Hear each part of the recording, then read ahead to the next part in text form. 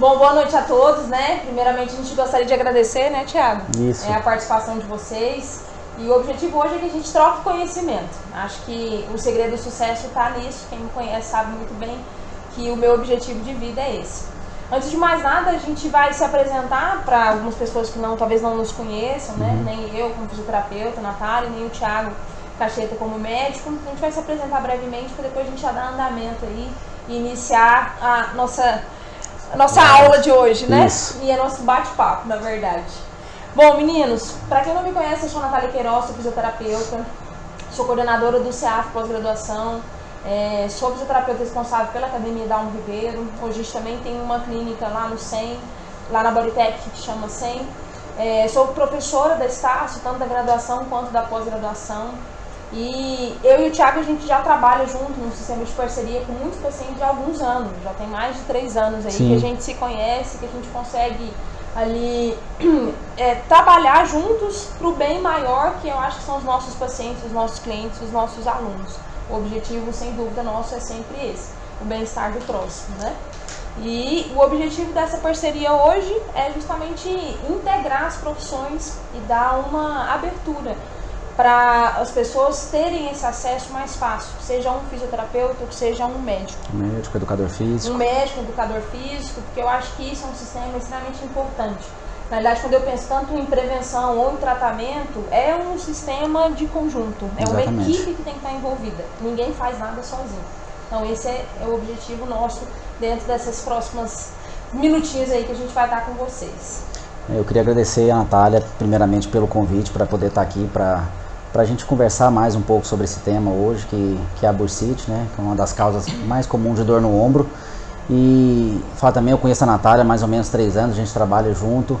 E essa integração desde o começo me trouxe me deu a oportunidade de entender muito mais sobre questões que às vezes na área médica a gente não é orientado na nossa formação, e com o tempo essa vivência, esse convívio multiprofissional proporciona pra gente, isso é muito bom. Eu sou médico, sou graduado em ortopedia pela Universidade Federal de Goiás, pelo HC. Eu durante 6 anos fiquei à frente do corpo clínico do CREA como coordenador do grupo de ombro e cotovelo. Hoje eu sou médico do COI e da Clínica do Esporte, do grupo de ombro e cotovelo, e eu também sou coordenador médico do departamento médico do Vila Nova Futebol Clube. Minha área de atuação dentro da ortopedia é basicamente a cirurgia do ombro e cotovelo, então por isso que a gente vai falar um pouquinho hoje sobre a bursite, né, Natália? Eu sou preceptor também do treinamento avançado em cirurgia do ombro e cotovelo do HC. E eu acho que pra gente começar a falar, eu acho que a gente pode começar a falar primeiro o que é bursa, né? Entender um pouco da anatomia, né? Um pouco da anatomia. Bursite ficou um termo muito popularizado, muito estigmatizado, e muita gente já, ao se deparar, ao ter uma dor na articulação do ombro, já tem até aquela primeira impressão, tô com a bursite, um vizinho fala, um conhecido fala, porque realmente é algo muito comum, mas bursite na maioria das vezes não, bursite não é um diagnóstico. Bursite é uma alteração de uma estrutura que existe nessa região superior do ombro, que não é, a bursa na verdade é uma bolsa sinovial que ela existe em regiões de articulação para absorver impacto. Então existe bursa no ombro, existe bursa no cotovelo, no joelho, no quadril. Hoje a gente vai falar especificamente sobre a inflamação da bursa que se localiza no espaço subacromial, que é embaixo do acrômio, que é o teto ósseo do ombro, entre o acrômio e o tendão do supraespinal. Essa bursa ela serve basicamente para absorver esse impacto que a gente tem quando faz movimentos principalmente de abdução e de flexão anterior do ombro. Nesses movimentos, esse espaço que existe entre o teto ósseo do ombro, que é o acrômio, e o húmero, ele fica reduzido. E se esse indivíduo tem uma sobrecarga nessa região, isso pode provocar um processo inflamatório, né? Então, quando a gente pensa em bursite, a gente tem que pensar num diagnóstico um pouco maior, em alguma coisa que está provocando a inflamação dessa bursa. Não necessariamente um fator mecânico, às vezes uma doença sistêmica pode provocar uma inflamação da bursa, uma artrite reumatoide. Pode predispor, né, uma sobrecarga dessa estrutura. Exatamente. Né? Então, assim, dentro de todos esses fatores, hoje a gente vai dar mais enfoque para os desequilíbrios musculares do ombro, né? Sim. Que talvez sejam a principal causa de de alteração na região da bursa, porque a gente vai estar falando de pacientes com um nível de atividade, um nível de demanda funcional um pouco mais elevado, que muitas vezes fazem atividade física ou no próprio trabalho, onde tem uma sobrecarga funcional, com a mão trabalhando geralmente acima do nível do ombro. Movimentos repetitivos e que causem essa dor. Eu costumo dizer muito assim, até para os meus alunos, eles sabem disso, que a bursa, Thiago, é como se fosse um papo de anjo com um pouquinho de água, né? Aí eu enchei ali um pouquinho o papo de anjo, o balão, coloco um pouquinho de água nele, aquilo ali é mais ou menos para a gente entender anatomicamente o que é a bursa. E como o Thiago até pontuou, vou só reiterar, que a principal função da bursa é de absorção de impacto. E nós temos ela em diversas articulações. Então é muito comum no impacto precoce da articulação do ombro, a primeira coisa que vai reclamar, que vai doer, que vai inflamar, é a tal da bursa. E aí, como o Thiago também colocou, bursa é tão comum se falar em bursite, que todo mundo já faz o diagnóstico. Dependendo de eu ter ido no médico ou não, de eu ter ido no fisioterapeuta ou não, você está com bursite. Você tá com bursite. E aí a gente vai falar um pouquinho depois de tratamento, mas é muito comum as pessoas já colocarem isso. E outra coisa que a gente ouve muito é que isso não sara nunca, né? Isso tem cura, doutor? Isso não vai sarar? Porque não vai sarar nunca. Não vai sarar nunca. Porque sempre tem alguém que tem uma bursite que já cronificou, que já dura aí meses e às vezes não teve uma resolução espontânea ou não conseguiu fazer um tratamento adequado. Que é até o principal enfoque nosso hoje é falar sobre esse tratamento. Muita gente não tem paciência de chegar até o final para conseguir tratar. Então, assim, para falar mais da parte médica, geralmente a dor decorrente de uma inflamação da bursa é um paciente que tem ou não uma sobrecarga funcional, porque não quer dizer que ele tem que fazer atividades, um movimento repetitivo para ter inflamação. Às vezes pode ser um indivíduo sedentário que trabalha com um trabalho burocrático no computador e tem uma inflamação da bursa por simples desequilíbrio, um fator genético. Sim, e também a questão, proporcionamento para dormir também, né, Thiago? Isso. Que isso influencia muito, é uma coisa que a gente esquece às vezes de perguntar para o nosso paciente, para o nosso cliente. Como é que você dorme? Qual que é a posição que você dorme? E aí, de repente, os caras falam que dorme daquele jeito bonitão, lá, com o braço debaixo do travesseiro e passa a noite toda sem se movimentar tanto, então fica ali em cima daquela região, exatamente, gerando uma sobrecarga naquela estrutura, diminuindo todo o aporte sanguíneo e predispondo ali um processo inflamatório. E é uma característica dessa dor da bursite, ela piorar quando a pessoa deita, porque ao longo do dia, você está em pé ou está sentado, a força da gravidade vai tracionar aqui para baixo o úmero, mantendo esse espaço um pouco maior. A partir do momento que a pessoa deita, principalmente se ela deitar em cima desse ombro, o espaço vai reduzir e vai ter um pinçamento dessa estrutura e vai provocar mais dor. Então, às vezes, o paciente tem essa queixa de dor noturna, ou dor quando deita do lado do ombro, né? Ou quando acorda, né? Ou quando acorda, ou, às vezes a dor acordando no meio da noite, né? Incomodando. E da parte médica, a gente tem que proceder nessa investigação diagnóstica, além dessas características da dor que a gente já pontuou aqui, o exame físico, que existem testes específicos para mostrar que o paciente tem uns critérios da síndrome do impacto, que a gente tem esses testes que a gente faz no consultório, que eu acho que não cabe a gente pontuar teste por teste, né? Fica mais difícil. E alguns exames de imagem, né? A gente geralmente pode usar o raio-x, o ultrassom e a ressonância magnética também para poder fazer o diagnóstico. Por ser uma parte mole, geralmente o ultrassom e a ressonância magnética são exames que vão dar mais corretamente esse diagnóstico, porque uma clareza melhor, né? O que está acontecendo nessa estrutura específica. E porque, como a gente já falou, a bursite geralmente ela não ocorre sozinha, ela é uma alteração de um espectro um pouco maior. Então ela pode estar acompanhada de uma tendinite, de um rompimento de tendão, de um impacto acromial, de alguma outra alteração que vem junto com ela. Até uma artrose, né? De uma artrose. Uma artrose, sim. Exatamente. E isso é muito importante a gente colocar, por quê? Porque a gente se pegar só um diagnóstico clínico, às vezes isso é muito reducionista. Na verdade, a gente tem que abrir um pouco a cabeça. Exatamente. Isso não só pensando na bursite, no ombro especificamente, mas eu falo isso de forma geral. A gente coloca isso muito de forma geral. Até porque o que o Thiago até citou, era isso que eu ia comentar agora. Quando nós colocamos que existe um processo de impactação nesse ombro, e ainda não sei os motivos dele, que ele está me gerando dor, aí a gente está colocando que eu tenho uma síndrome do impacto. E aí quando eu falo em síndrome, o próprio nome já diz, ele é um conjunto de sinais e sintomas. Então também é algo meio inespecífico. Exatamente. Eu ainda não sei ainda o que está acontecendo ali. E aí se o médico, o Thiago aqui hoje representando, o Thiago simplesmente pensar só num diagnóstico clínico, ele talvez não vai conseguir o resultado que o paciente espera e nem que ele tem como objetivo. Então a gente precisa ter um olhar um pouco mais amplo em relação a esse público.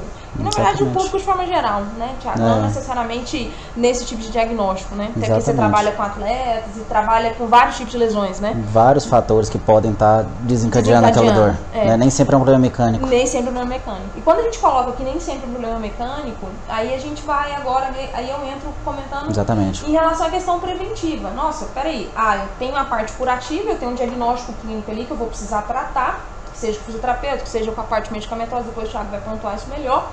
Mas o que eu tenho de material para fazer algo preventivo? E quando eu coloco isso, a gente fala da importância das avaliações. E aí quando eu falo de avaliação, eu falo de avaliação não somente estática, que é entre os testes funcionais que o Thiago comentou, que é muito comum até os meninos fazerem no consultório. Mas a gente tem que pensar nas avaliações dinâmicas. Tem que pensar na biomecânica dessa estrutura. Porque o que é a articulação do ombro? A articulação do ombro é um monte de articulação. A articulação do ombro não é só uma estrutura.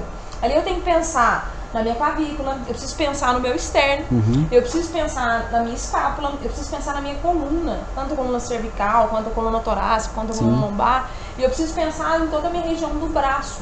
Então é muito simples, é muito, a gente reduzir muito, né? Só na articulação do ombro. Só pensar na articulação do ombro. E aí quando a gente entra nessa linha de raciocínio, é importante a gente pensar que essa especificidade, essa individualidade, ela tem que ser avaliada em cada um.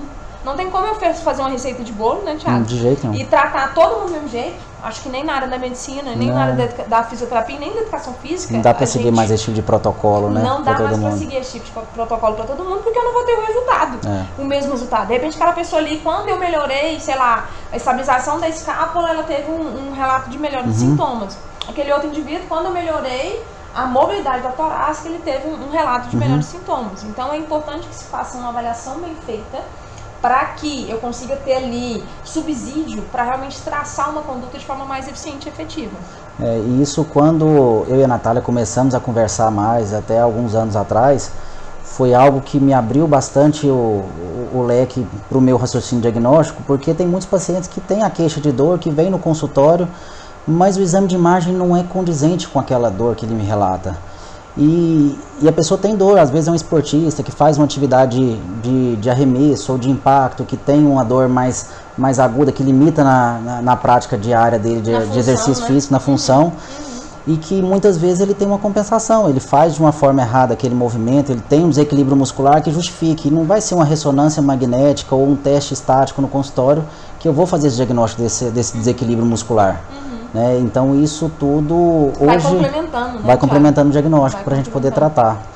E aí dentro do tratamento, a hora que a gente fechou o diagnóstico de uma síndrome do impacto subacromial, de um processo inflamatório na região da bursa, aí a gente tem um leque de opções, né, descritas em literatura, desde os tratamentos medicamentosos com analgésico, com anti-inflamatório, com corticoides, as infiltrações, bloqueio de nervo, enfim. O que a gente tem hoje de embasamento científico, né? que realmente melhora? Por ser um processo inflamatório, na fase aguda principalmente, nos primeiros 15 dias, o medicamento anti-inflamatório por via oral vai ajudar esse paciente, ele vai diminuir a reação inflamatória. É necessário. É necessário. Né? Em alguns casos. Mas na maioria das vezes só o anti-inflamatório não resolve, a gente vai precisar da fisioterapia, né, para fazer o tratamento. Então assim, o anti-inflamatório por via oral é uma opção nos casos agudos. E uma coisa que é muito discutida até hoje, algumas pessoas ainda fazem, não está errado fazer, mas a gente, especialista de ombro, faz cada vez menos, que são os procedimentos de infiltração. Para tratar uma bursite na fase aguda, geralmente não é a nossa primeira opção. Pode ser uma opção nos casos refratários, nos casos crônicos, mas não como primeira opção.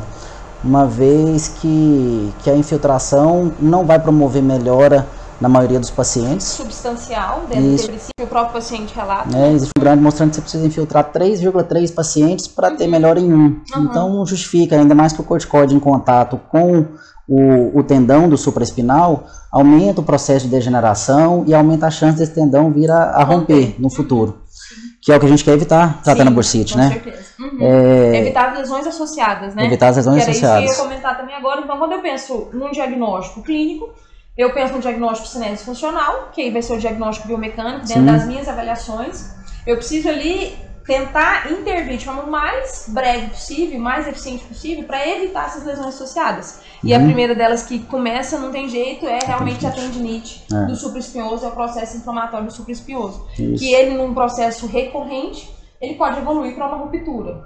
E aí, dependendo do fator envolvido, até predispor esse indivíduo a ter que fazer realmente o procedimento cirúrgico, né? E justamente por isso, alguns pacientes já vêm no primeiro momento na consulta com aquela descrença mesmo do possível diagnóstico, às vezes já chega até com o diagnóstico antes do exame. Sim. Eu não vou melhorar nunca, isso demora, porque o tratamento, que eu falei, não é só o medicamento. É o medicamento, é a terapia, que você vai falar melhor, que vai chegar até a fase de fortalecimento muscular, e isso demanda muito tempo, isso são semanas, meses, e até a pessoa tá bem condicionada, né? E isso depende de vários fatores, né? Exatamente, aquilo que a gente falou, da demanda funcional desse paciente, da dominância, do sexo, da idade, do que ele tem de expectativa e das lesões associadas também, que ele pode ter. E do histórico, né? De como é que ele chegou até ali. E aí, complementando o que o Thiago estava comentando em relação a esse raciocínio, gente, então quando eu penso na bursite, eu estou pensando que ela é um dos diagnósticos que estão envolvidos. Então ela não vem sozinha, porque na verdade ela é a pontinha do iceberg. Eu preciso entender o que está acontecendo nesse contexto para a gente chegar a um resultado eficiente. E aí, dentro da minha avaliação, é importante avaliar todas as articulações envolvidas nessa bursa. Como a gente colocou, que não é só articulação glenumeral, ou não só articulação articulavicular, ou não só articulação escapulotorácica. É, na verdade, um conjunto de estruturas. E a gente até pesquisou alguns artigos, depois quem tiver interesse pode deixar aí nos comentários o e-mail que a gente vai encaminhar esses estudos, que eles pontuam justamente sobre isso. Hoje, quando a gente pensa em lesões do ombro, é como se a gente pensasse quase que em subgrupos.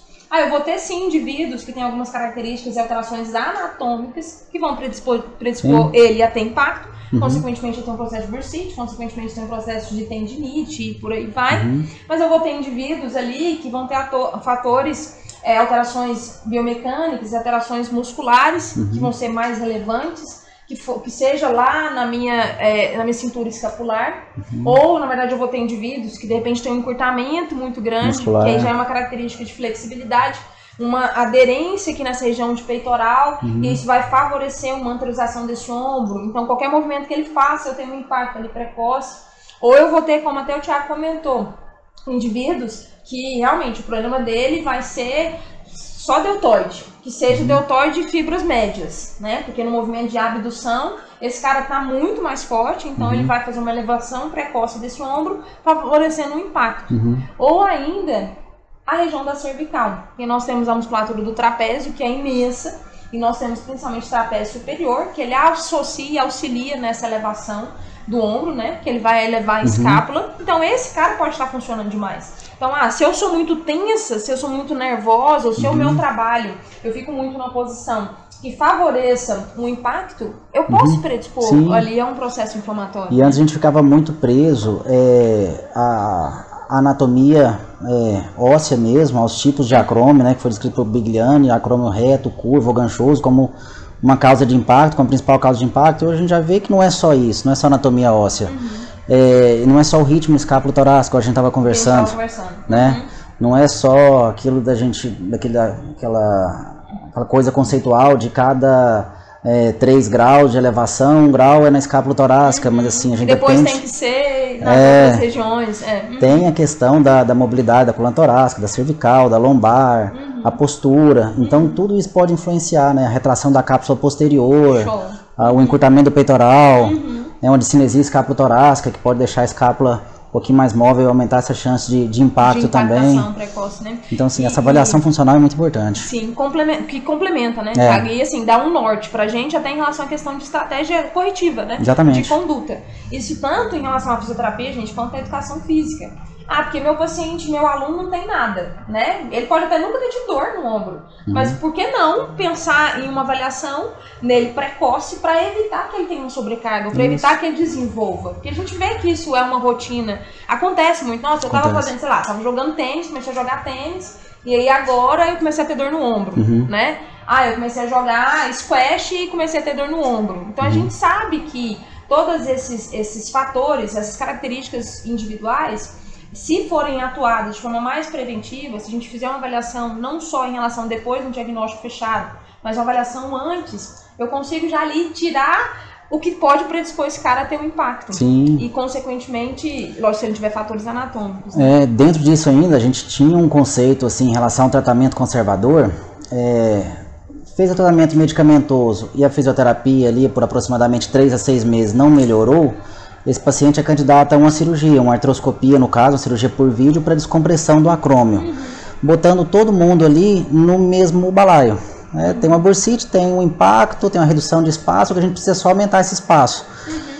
E recentemente, em maio agora desse ano, saiu um estudo bem bacana, uma revisão bibliográfica muito grande, mostrando o segmento de pacientes submetido à cirurgia de descompressão associada à fisioterapia e um outro grupo controle, que pacientes que fizeram só fisioterapia, com tempo de segmento de mais de 10 anos, mostrando que no final desses 10 anos, o grupo que operou e fez a fisioterapia e o grupo que só fez a fisioterapia teve os mesmos scores funcionais e de dor.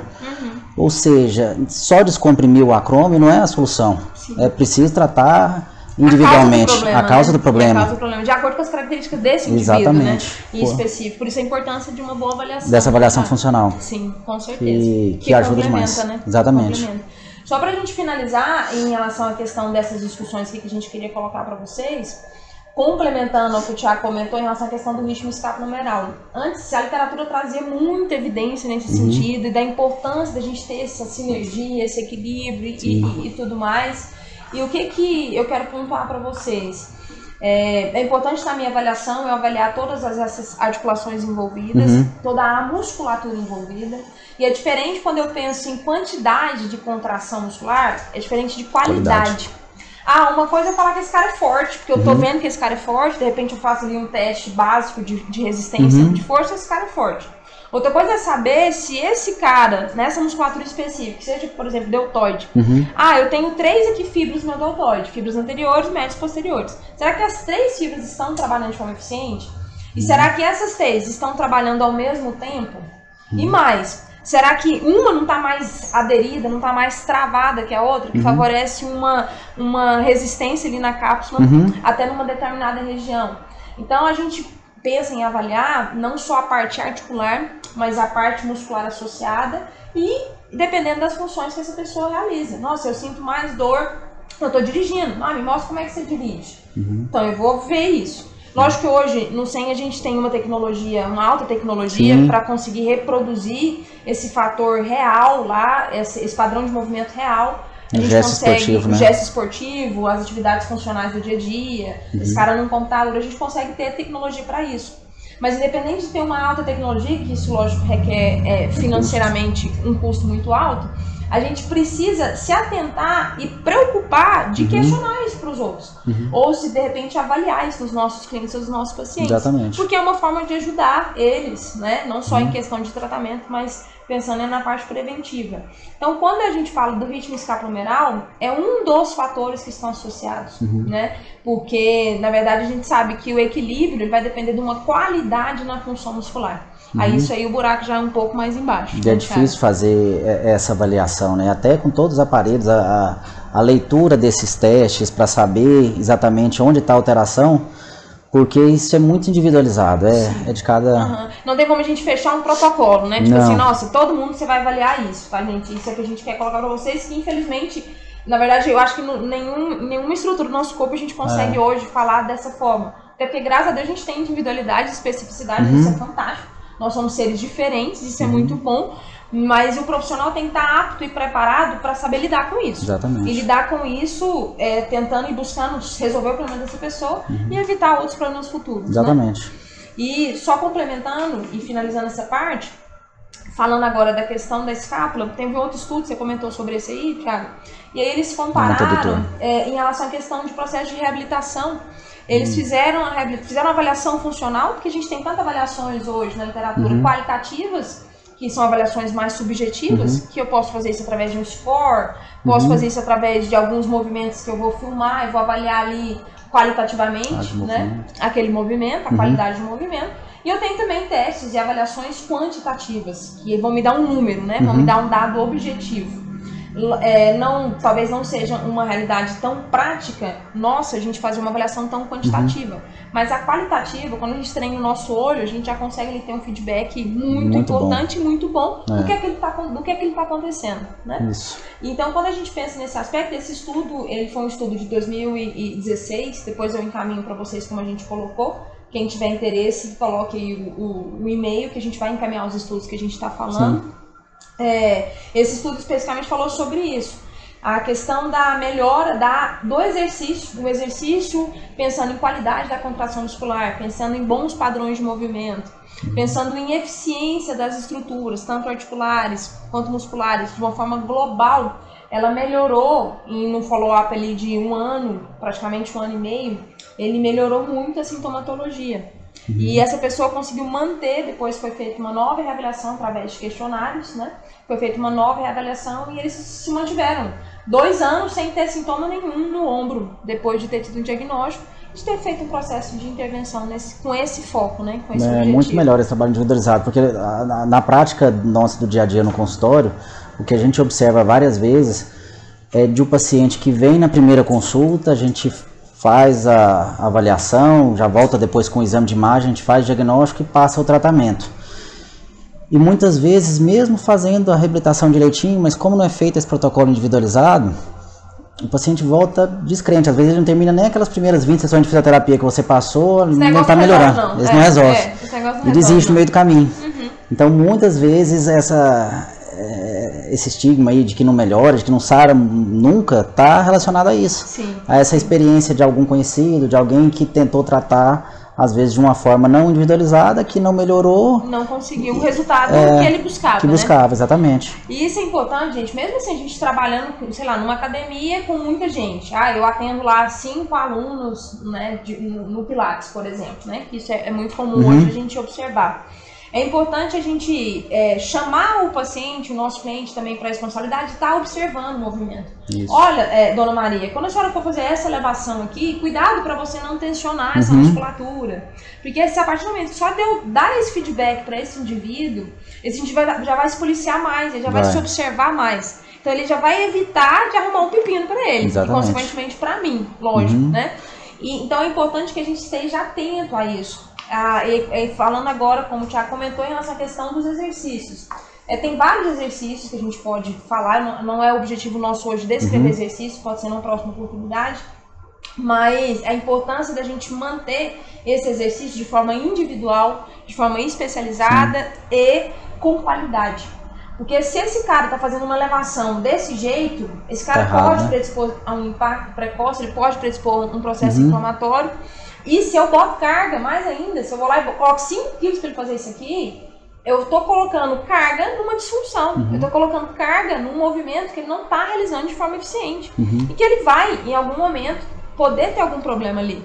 Até porque se ele for essa pessoa que faz esse exercício na academia, se ele for essa pessoa que dorme em cima desse braço, que ele ainda trabalha no computador, com essa característica aqui de tensão, talvez o espaço físico dele não esteja tão adaptado. Então esse cara fica muito fácil, muito vulnerável, né, Thiago? Dele ter um processo ali naquela estrutura. E lembrando que a queixa de dor no ombro é extremamente comum. Assim, em relação às queixas de dor que levam o paciente ao consultório, a queixa de dor no ombro é a terceira mais comum na prática médica. É a segunda mais comum na ortopedia. Tem a dor de cabeça, dor na região da coluna vertebral e depois a dor no ombro. Então, assim, é muito frequente a visita desse paciente no consultório, ou alguma vez na vida de qualquer indivíduo, que ele vá ter um desconforto, que ele vá ter algum desses sintomas que possam ser o significado de um impacto subacromial. Sim, né? Com certeza. Seja na fase aguda, que é só o processo inflamatório, a hemorragia na região da bursa, ou seja na fase mais crônica com uma tendinopatia, com um rompimento de tendão, com uma lesão mais grave que já demanda uma atenção um pouquinho maior. Sim, com certeza. Bom, e nós queríamos agora, a gente fecha essa parte inicial, a gente queria agora abrir para as perguntas de vocês, né? Tem algumas perguntas aí para nós, as meninas, nossas assistentes aqui já estavam anotando. Nenhuma pergunta em específico, né? Mas alguns, vamos colocar, seguidores do Dr. Thiago mandaram uns parabéns. Opa, obrigado. Alguns gritaram Vila! Estão bem representados. Com certeza. E quer falar alguma coisa, Maria? Não? E falando então, vamos entrar um pouquinho nessa parte de exercício, falando já que a gente está comentando sobre a questão da qualidade, né, na execução desses padrões de movimento, é muito importante que a gente faça uma avaliação para esse indivíduo tentar reproduzir, né, o que está acontecendo. Dona Maria, o que a senhora faz que a senhora sente dor? Né, isso no consultório vocês fazem muito. É importante a gente fazer isso como fisioterapeuta e também o professor de educação física também fazer e a se atentar a essa pessoa reproduzir esse movimento que dói, né? E tem muitas atividades do dia a dia que a gente pode mudar, porque assim, é uma queixa que não tem uma idade específica. A gente pode ter desde o jovem de menos de 20 anos de idade que pratica algum esporte de contato de arremesso ou não. Às vezes ele não é esportista, desde a senhora com seus 50, 60 anos de idade com processo inflamatório também na região da bursa. E muitas vezes o que desencadeia, por exemplo, uma senhora que às vezes é dona de casa, pendurar uma roupa para secar, às vezes no varal mais alto. Você pode orientar uma mudança de hábitos, de não forçar tanto. As overhead, né, as atividades com a mão acima do nível da cabeça, na verdade acima do nível do ombro, qualquer movimento de abdução, onde que a mão tem que trabalhar acima do nível do ombro, a gente já trabalha com esse espaço mais reduzido.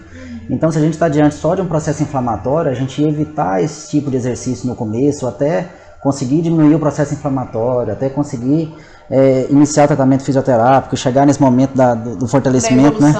O que eu vejo muito no consultório é que a gente às vezes comenta sobre fisioterapia no começo e às vezes a primeira resposta é de susto, porque acha que associa fisioterapia com peso, com força, para fazer alguma coisa. Não, mas posso. eu vou fazer isso, eu vou pegar peso, de jeito nenhum, não posso. Não tô aguentando nem se levantar meu filho, como é que eu vou pegar peso? Exatamente. Como é que eu vou fazer exercício? Até explicar que no começo não é assim, que vai diminuir a inflamação, que vai ganhar arco de movimento, e depois que vai ser feito esse fortalecimento muscular, leva um tempinho para poder... É isso aqui, né, Thiago? Esse convencimento.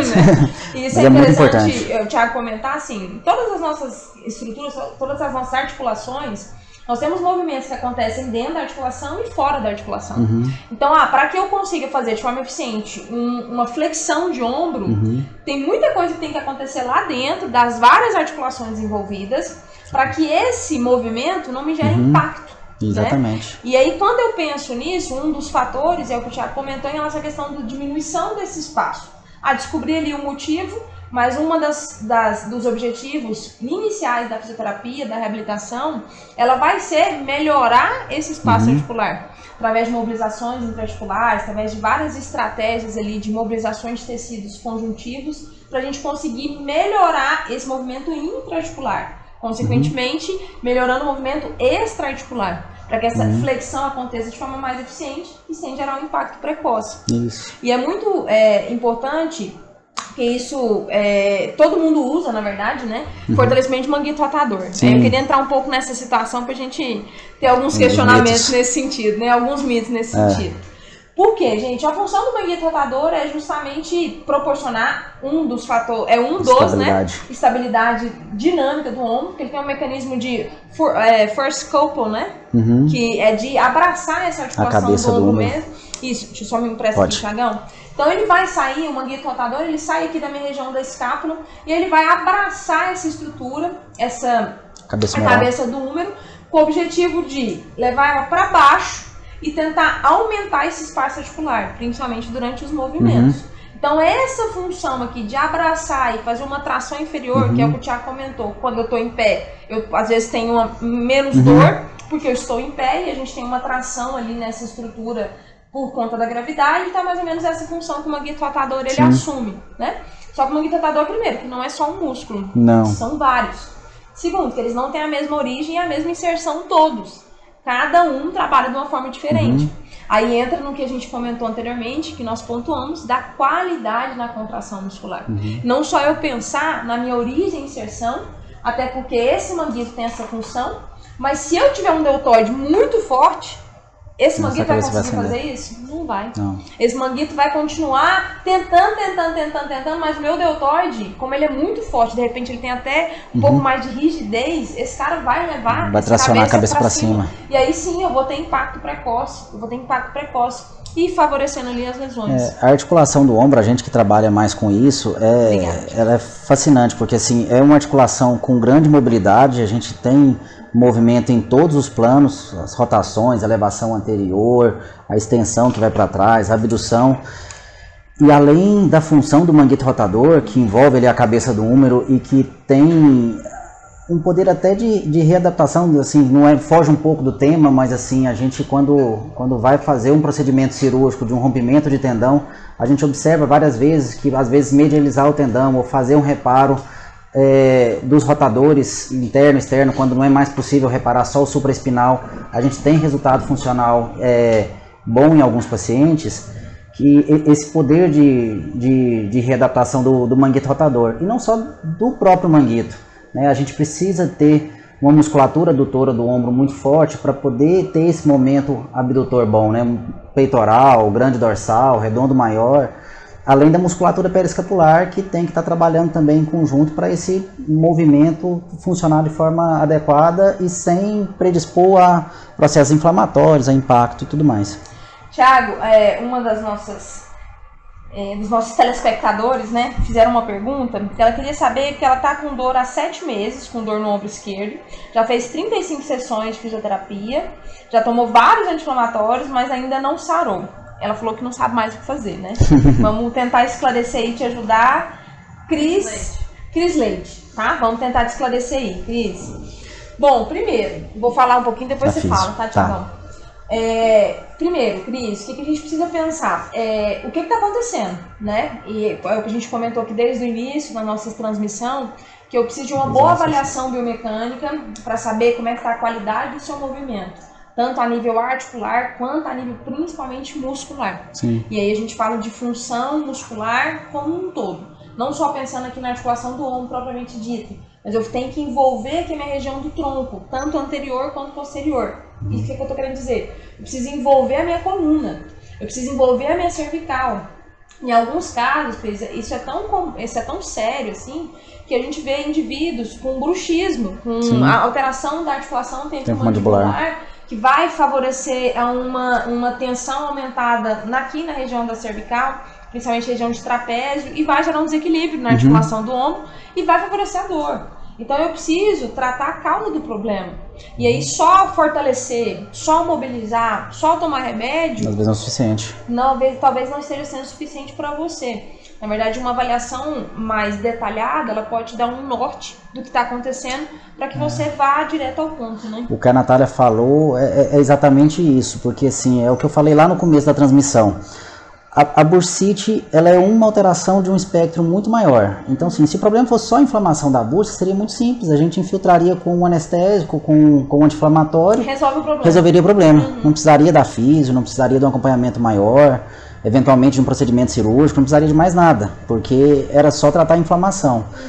Mas é preciso, no seu caso, que já tem esse tempo de tratamento, 35 sessões, provavelmente já está aí há 2, 3 meses tratando, avaliar a lesão associada, porque muitas vezes tem uma tendinopatia, pode ter algum outro fator que está predispondo, ou até algo no dia a dia mesmo que sobrecarrega, que força um pouquinho mais esse ombro em uma posição que pode estar provocando mais impacto, né? Predispondo impacto, pode exatamente. E tem mais algum? Complementando o raciocínio que a gente estava seguindo antes em relação à questão do manguito, né, Thiago? É muito comum a gente falar de rotação interna e externa, né? Sim. Que é o que a gente pensa, não, eu vou fortalecer o manguito, vou fazer os dois, né? Mas até uma coisa que a gente estava discutindo antes da gente começar a live. Primeiro, o nosso movimento no nosso dia a dia, ele já é muito em rotação interna. Então nós trabalhamos nas nossas rotinas, seja para eu pegar alguma coisa, seja aqui para eu dirigir, que seja para eu poder trabalhar. Nosso movimento já é todo um padrão de flexão e de adução do ombro. Sim. E associado a essa rotação interna o tempo todo. Então, em alguns cenários, a gente nem trabalha hoje esse tipo de movimento. A gente vai focar mais na parte posterolateral, para justamente tentar reequilibrar ali os tecidos, para que essa posição, que é uma posição viciosa, que é uma posição rotineira, que é uma posição que eu preciso ter no meu trabalho, ou ali uma posição que a gente assume no nosso dia a dia, que ela não gere dor, que ela não influencie nessa articulação, né? E isso foi mais um benefício dessa avaliação dinâmica, né? Porque antes a gente imaginava realmente, vai para academia, fortalece rotador interno, rotador externo, musculatura escapular, que acaba que são grupos musculares que são trabalhados junto com o grande dorsal, junto com o peitoral, mas que nem sempre é uma receita de bolo, que você vai seguir aquilo e vai resolver, né? Sim, com certeza. Uma A gente tem mais uma pergunta aqui, gente. O Araújo, ele perguntou o seguinte: Thiago, na fase inicial do tratamento, é preciso parar de treinar academia, crossfit e tudo mais? Depende muito do quadro clínico do paciente, porque assim, na fase inicial, que a gente chama de fase inflamatória, hiperálgica, aguda, muitas vezes existe um derrame na região da bursa, uma hemorragia interna nessa bursa, hemorragia interna, assim, uma hemorragia na região da bursa, que provoca bastante dor e bastante inflamação. E aí essas atividades de fortalecimento de membro superior realmente vão provocar dor e vão perpetuar essa inflamação. Aí é necessário parar sim. Agora tem pacientes que chegam num quadro um pouco mais arrastado, com limitação em apenas alguns movimentos. Enfim, tem que ser avaliado individualmente. Nem todos precisam parar totalmente as atividades, depende muito do tipo de atividade que a pessoa pratica. Sim, né? Com certeza. A academia mesmo, dá para fazer uma adaptação em exercício. Eu ia comentar sobre isso. Na realidade, Araújo, assim, a gente vai depender da situação, vai depender do indivíduo, vai depender da avaliação, né? Mas o que nós observamos na nossa rotina e na nossa parceria, que já tem algum tempo, nem é todo mundo que vai ter que parar totalmente. De repente eu tô ali treinando natação, eu sou um atleta, eu tenho competição e tudo mais. Então nós vamos entrar, o Thiago entra com a parte dele, médica, né? De repente ele entra com medicamento e todas as orientações. E aí, na verdade, a gente já começa a reabilitação. Isso. Só que esses exercícios na reabilitação, até mantendo na academia, esses exercícios vão ser um pouco mais adaptados. Sim. De repente a gente vai limitar um pouco a amplitude de movimento. Não vou evitar um movimento acima muito de 90 graus. Evito muito movimento de adução e rotação interna excessiva. Eu vou ter que restabelecer ali e reequilibrar as estruturas. Sim. Além do exercício, lógico, a gente vai tentar melhorar a mobilidade dos tecidos que estão envolvidos. Trabalhar bastante alongamento capsular. Trabalhar muito alongamento capsular, que é diferente de alongamento muscular. Isso. Até porque se eu pensar que esse músculo está encurtado, porque isso também a gente vive vendo isso, né? Não, esse músculo está encurtado. Peraí, será que realmente esse músculo está encurtado ou esse músculo está rígido? Ou esse músculo tem pontos de tensão ali que estão facilitando com que ele não funcione direito e, consequentemente, esse cara está tendo prejuízo funcional por conta disso. Então, existem vários fatores, mas isso não é uma regra de que, necessariamente, ele está com uma dor no ombro, precisa descobrir o motivo dessa dor. E o motivo vai depender de uma avaliação específica e individual, e aí a gente conseguir adaptar ali essa realidade. Tem uma outra perguntinha aqui, Thiagão. Meu pai está com bursite no ombro direito, fez 2 infiltrações com corticoide e o ortopedista disse que fisioterapia não trata bursite. Socorro, me ajuda a mudar a cabeça dele. Esse foi diferente que tudo que a gente falou. Na verdade, assim, uma bursite depende da idade do paciente e aquela coisa que a gente falou das lesões associadas. Muitas vezes um paciente acima de 40, 45 anos de idade, ele não vai ter só a bursite, ele provavelmente tem um processo inflamatório também no tendão, em algum dos tendões do manguito rotador, mais comumente no supraespinal, mas também pode ter um processo degenerativo que justifica essa dor dele mais crônica, que está se arrastando há mais tempo, ou até um rompimento de tendão. Então, assim, é diferente da bursite do paciente ali com 20, 25 anos de idade, que é a fase aguda, geralmente, da síndrome do manguito rotador. Esse diagnóstico sindrômico, assim, da síndrome do manguito rotador foi descrito relativamente mais recente por Neer, né? Se não me engano, em 72. Sim, 72, isso mesmo. Em relação às fases da doença. Então, assim, não sei a idade do seu pai, mas assim, se ele tem mais do que 45, 50 anos de idade, muito provavelmente ele já tem um quadro mais crônico, um pouco mais arrastado, que pode estar associado à degeneração, e por isso que está demorando um pouco mais para melhorar, e tem que ver como ele está fazendo essa fisioterapia, por quanto tempo. E assim, ver realmente como é que estão todos esses fatores, né? Exatamente. Para a gente conseguir ter um tratamento um pouco mais eficiente. Sim. Né? Pode convidar para uma visita. Pode. Estamos à disposição, né, Thiago? Estamos à disposição, porque for necessário. Gente, nós já estamos agora terminando aqui nossa live, tá? A gente já está finalizando.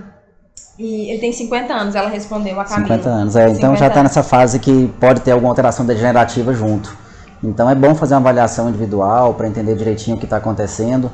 Porque, igual eu falei, assim, a infiltração, ela pode resolver alguns casos, mas o fato de infiltrar o anestésico junto com o corticoide, que geralmente é feito, significa que vai resolver totalmente o problema. Porque se fosse só a inflamação da região da bursa, teria melhorado. Isso resolveria. Até teria melhorado, pelo menos por um período, por um período. Thiago? Pelo menos por um período. Mas como não melhorou, tem que ser feita essa avaliação um pouco mais detalhada, esmiuçada, para ver se tem algo a mais que está justificando essa dor. A gente que agradece, Camila. A Camila agradeceu aqui a resposta. E a gente que agradece. Bom, como a gente comentou, nós estamos finalizando aqui. E assim, o que a gente quer deixar de mensagem, né, Thiago? Eu acho que dentro da fisioterapia, gente, que eu quero pontuar com vocês, é que eu, como fisioterapeuta, realizo as avaliações, mas independente disso, eu gostaria que todo mundo fizesse as avaliações funcionais. Hoje tem a literatura ali com muito respaldo, tem muitos artigos que trazem essas avaliações muito simples, muito baratas, que eu preciso de uma fita, de repente nem de fita eu preciso de um celular ali para fazer uma imagenzinha num movimento específico. Então é importante que a gente coloque isso mais em prática. Ah, Natália, quando esse cara está fazendo um saque, que seja no tênis ou que seja no vôlei, eu não consigo ter uma visão ainda holística, um olho treinado para ver quais são as disfunções. Mas na medida que a gente for começar a fazer essa avaliação e querer fazer essa avaliação, isso vai ficando mais nítido, vai ficando mais claro. Então eu acho que a dica principal é que comecem a avaliar seus clientes, seus pacientes de forma geral. Não esqueçam de nada. Até eu costumo dizer que até assim, exame de sangue eu peço para os meninos pedirem para os pacientes meus para poder ver como é que tá. Porque isso vai influenciar no meu tratamento. Vai influenciar na qualidade dos tecidos ali que a gente está querendo melhorar.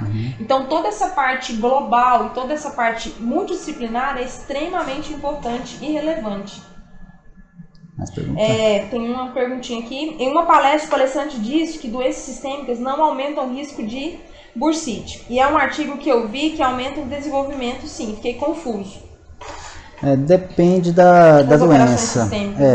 A gente tem um grupo de doenças endócrinas mesmo, sim, o diabetes e as doenças da tireoide, hipotireoidismo mesmo, que estão intimamente relacionadas com o processo de capsulite adesiva, que é a rigidez da cápsula articular, de nutrição, né?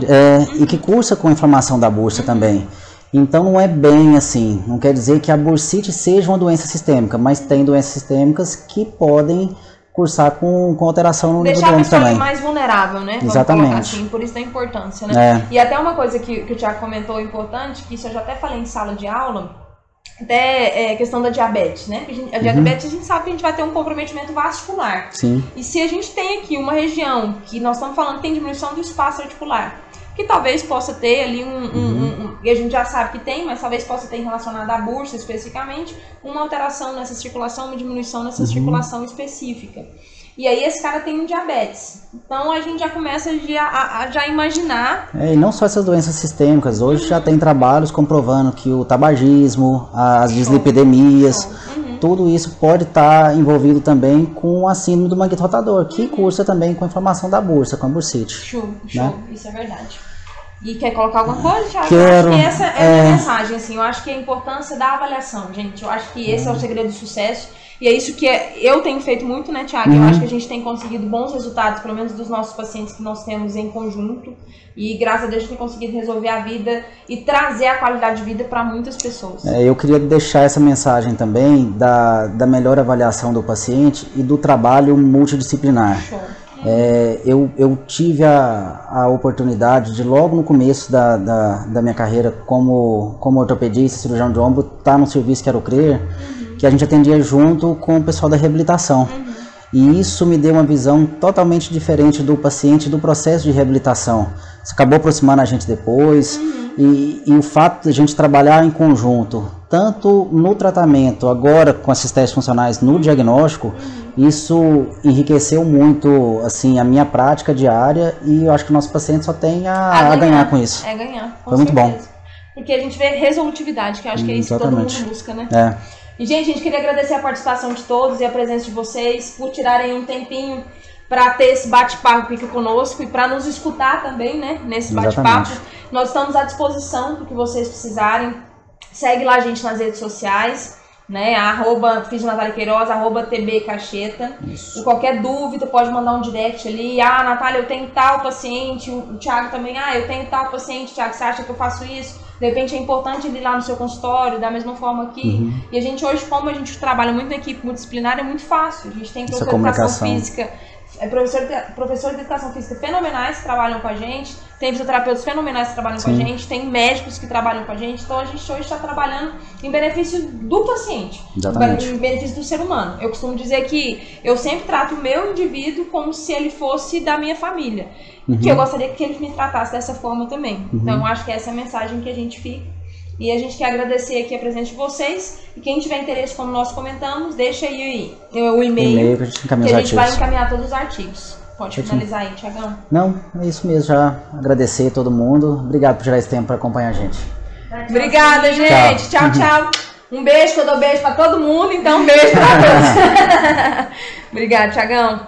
Valeu, Natália. Tamo junto.